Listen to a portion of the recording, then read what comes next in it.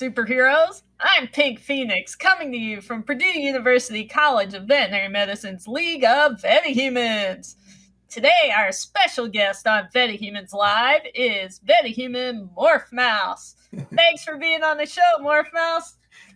Thanks for having me, Pink Phoenix. It's great. Yeah, this is going to be a fun one. To get started, can you tell us your story? Oh, yeah, my superhero story? Yeah. Yeah, well, Morph Mouse. Morph Mouse is a really interesting superhero. Sometimes in life you need new skills and to meet an adventure, and Morph Mouse can get it. He just has to learn about it. So he loves books, loves learning about animals, and loves to adapt to his challenges. I love this. How did you turn into Morph Mouse? Well, I think we're all kind of a little bit Morph Mouse. I think a couple years ago, I was working as a veterinarian, taking care of cats and dogs, and I wanted to do other things in life too. And I realized that, hey, if I need a new skill, I can teach that to myself, and I can learn about it, and I can read about it. And next thing you know, I just was able to do that. And I just realized that was a superpower that I had. Excellent. You expressed your Veta gene. Exactly. It got turned on. So I want to hear more about how you grew up, what led you down this path, and especially the moment when you decided you had to be a veterinarian. Oh, wow. Cool. Yeah. So I was born in Guatemala, long way away from Purdue University, but I was born there, and I moved to the United States when I was 10.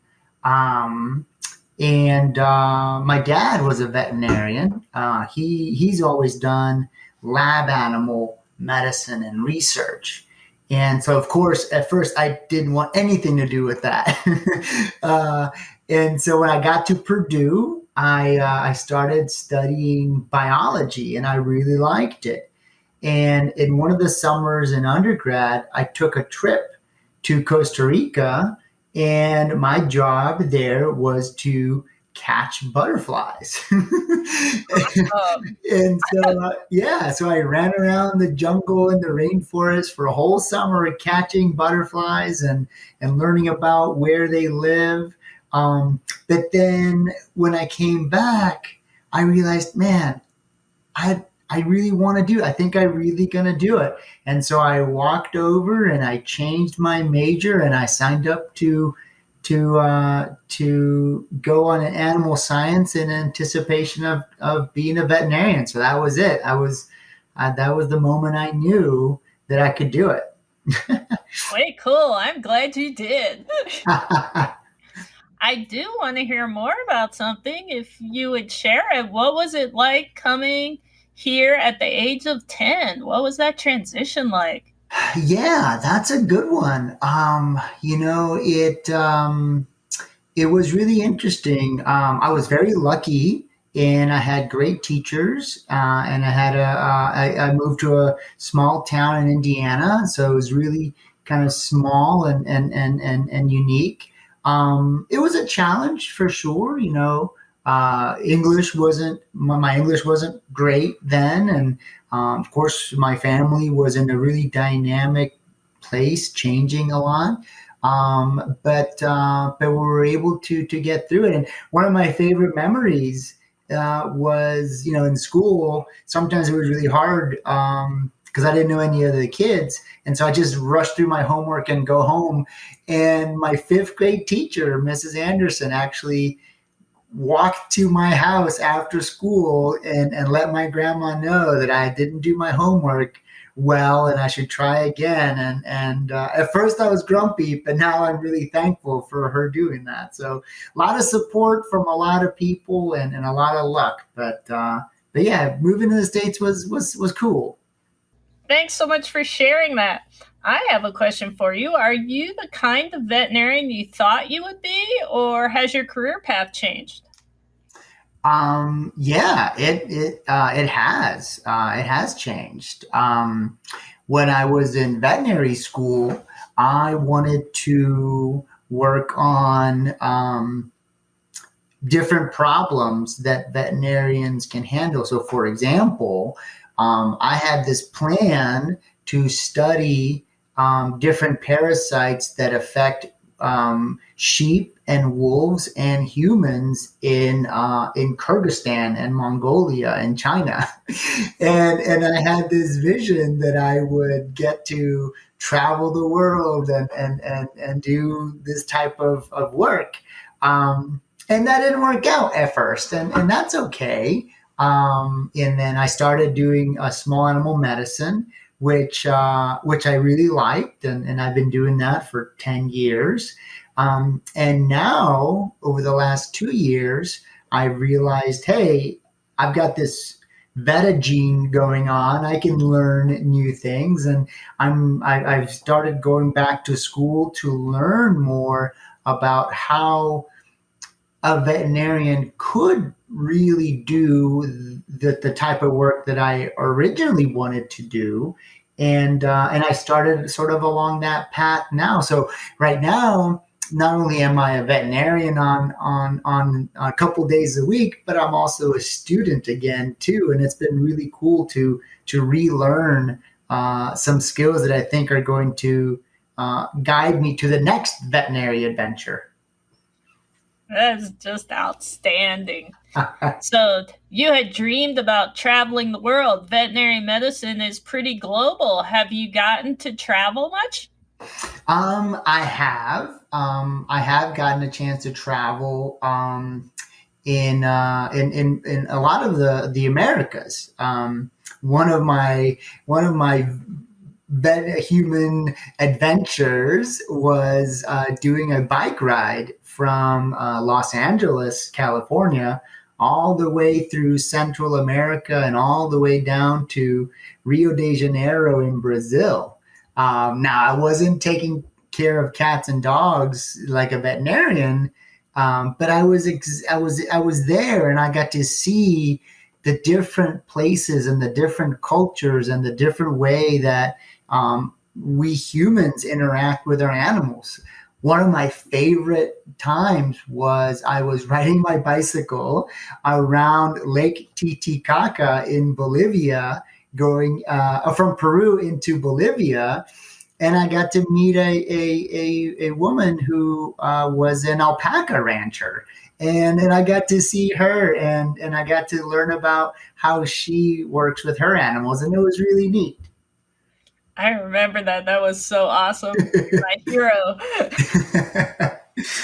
I also learned, just to add another story, I learned that guinea pigs, when a lot of folks have a lot of guinea pigs in the Andean mountains, and when a stranger enters the home, oftentimes the guinea pigs either make a lot of noise or they're very quiet. And I think if they're very quiet, it means that they're scared. And so that person is considered to be bad luck. So you want the guinea pigs to bark at you when you walk to someone's home. And I thought that was really neat. Did the guinea pigs bark for you? I never got to see them. I just heard the story. I never got to walk into a place, and I think that they would. I think they could sense that we're good people. I think so too. I think they'd be barking up a storm. So these stories are fantastic. Tell us about your best day ever as a vet so far. Oh man, my best day ever. Well, we have a lot of good days and we have a lot of tough days. That's for sure. My best day ever, I think, was I was working on a cattle farm, on a dairy farm, as part of my training too, and I was there, and there was we had to be there really early, and we had to help milk the cows and do all that stuff, and then out in the field there was a cow who was struggling to give birth to give birth to her little baby calf. And when we recognized that, we all ran out in the field and we helped her. And I got to do the old classic vet thing, which is to pull a calf, which I don't get to do at all on my day to day life. So that was really neat. It was really sort of down to roots, and you get muddy and dirty, but we got to deliver the calf and watched her and her mom do well afterwards. So it was a really neat day. That is the best feeling when you get a newborn baby calf. Yeah, can't beat that, huh?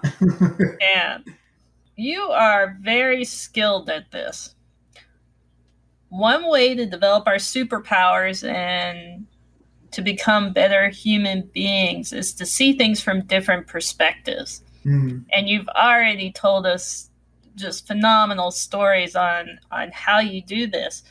I love how you've explored the role of a primary care veterinarian or a family doctor for pets from all different ways. Can you tell us more about this? Yeah, I think it takes time. When we first graduate as veterinarians and we get our white coat and our stethoscope and we show up to work, there's a lot of, I think, at least for me, there was a lot of fear and a lot of doubt and a lot of I don't know or a lot of I'm scared because it was new and it was scary. And, in a lot of ways, sometimes we don't deal with those things. We put our head down and we plow through and sometimes we get grumpy, but we keep going or we try to muscle our way through a problem that we don't understand or a client that we don't communicate well with. And I think by luck and by grace, I think we're able to find that it's better to accept the things that we're good at and accept the things that we're not good at and recognize that sometimes it's okay to say I'm not good at something. I need to be better at it and practice and have patience with not only our clients and our patients, but with ourselves.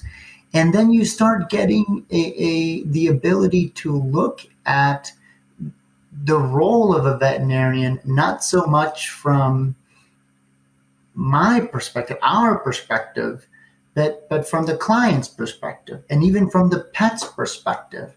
What is it like to be a scared puppy in an exam room? Or what's it like to be, a scared owner whose dog is really, really sick? And when we put ourselves in those shoes and when we look at things from that way, we realize that a lot of the struggle and a lot of the fear that we had when we were young veterinarians kind of melts away because we're able to communicate better. Well said. That just beautiful. All right, I want to hear about what gets you fired up. Ooh, what gets me fired up? Definitely learning and teaching, the process and the realization when we learn something or when we teach something. When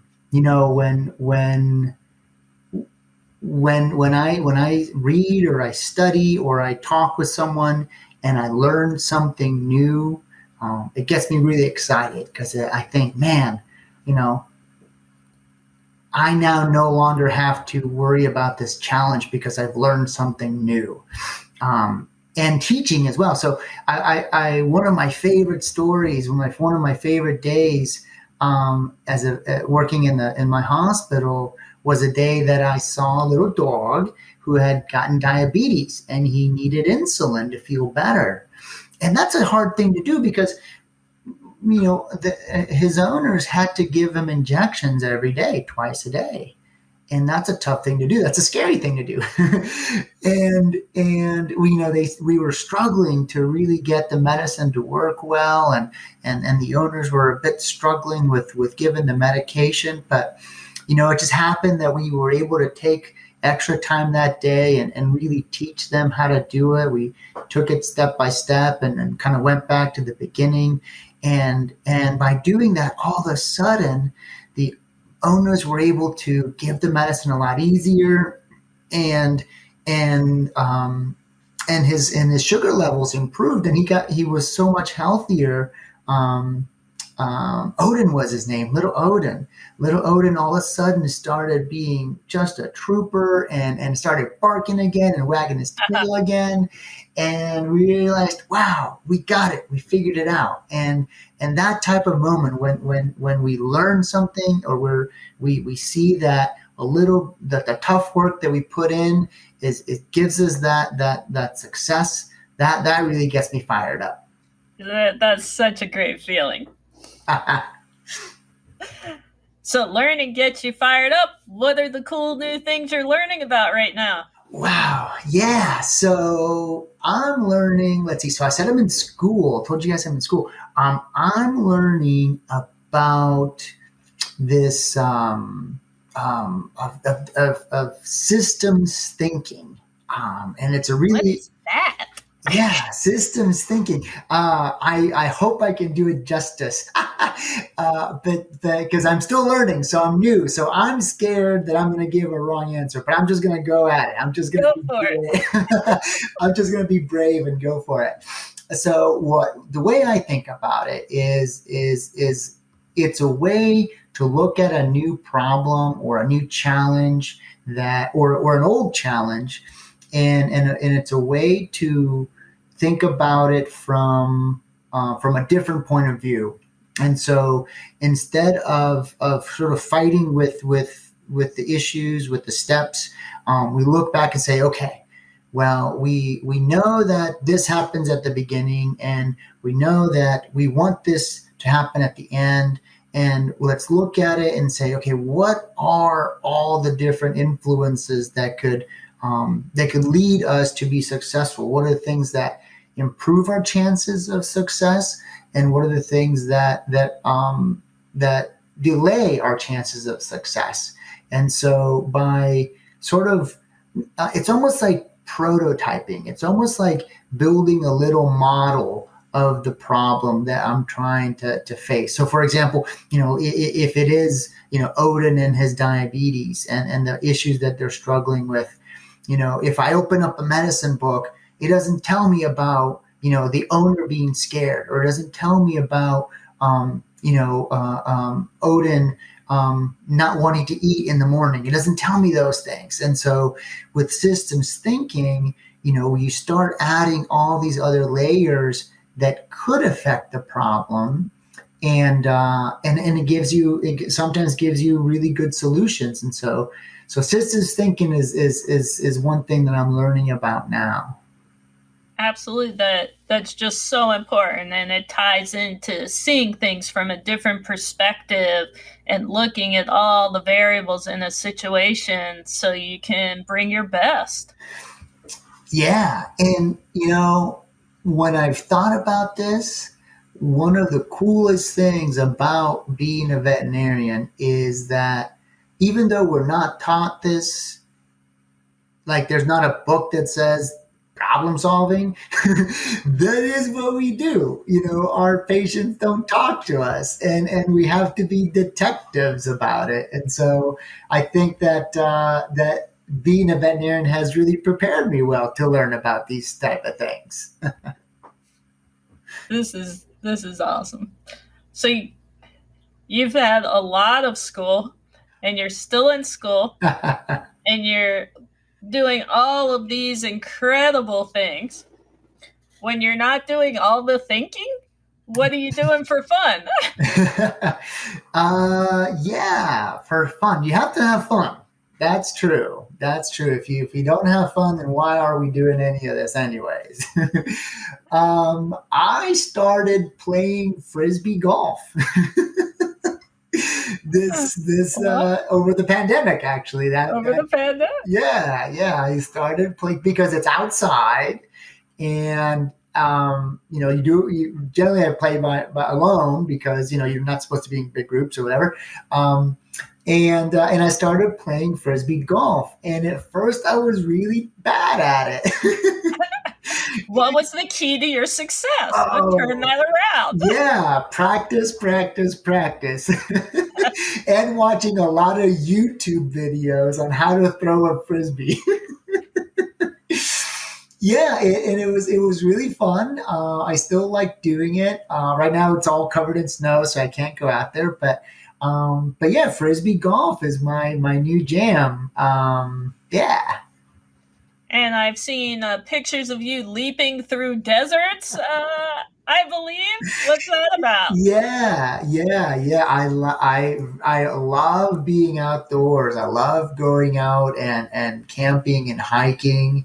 And I was really lucky, and I got to go to the Mojave Desert not that long ago. But it was in February, so we thought it'd be cold. But we said, oh, it's the desert. It's the Mojave Desert. It's one of the hottest places on earth. It's not going to be cold. So, of course, we didn't pack a lot of our cold gear. And wouldn't you know it, when the sun goes down in the Mojave Desert in February, it gets really cold. I bet. And so we shivered that night, but it was really fun. We got to explore abandoned gold mines, and we got to see a lot of cool the Joshua trees, which I hadn't seen before. So it was a Oh, that would really be neat, amazing. yeah, it was a really neat adventure. So cool. All right, Morph Mouse. How are you using your superpowers to support or inspire others through the League of VetaHumanz? Yeah, that's a good question. Let's see. I try and talk with the veterinarians that I know. I've only been a veterinarian for 12 years. In the grand scheme of things, it's probably not terribly long. And I certainly don't feel like I am a seasoned professional. But when I've met and talked with younger veterinarians, I feel like I get a sense that I can offer some mentorship and some guidance, both in the successes that we have, and in the failures that we have. And I think being open to sharing that, being open to say, hey, here's how I mucked it up for 5 years, and here's how I've dealt with that problem. I think has inspired and helped the young veterinarians out there. Um, yeah. Well, I know you've inspired this old veterinarian right here, and you have packed a tremendous amount into those 12 years. All those experiences, so valuable. All right. What inspirational message do you have for those listening who want to be veterinarians like you? So, what advice would I give? Certainly, first, go for it because you can do it. Second of all, really go for it and learn about all kinds of different things.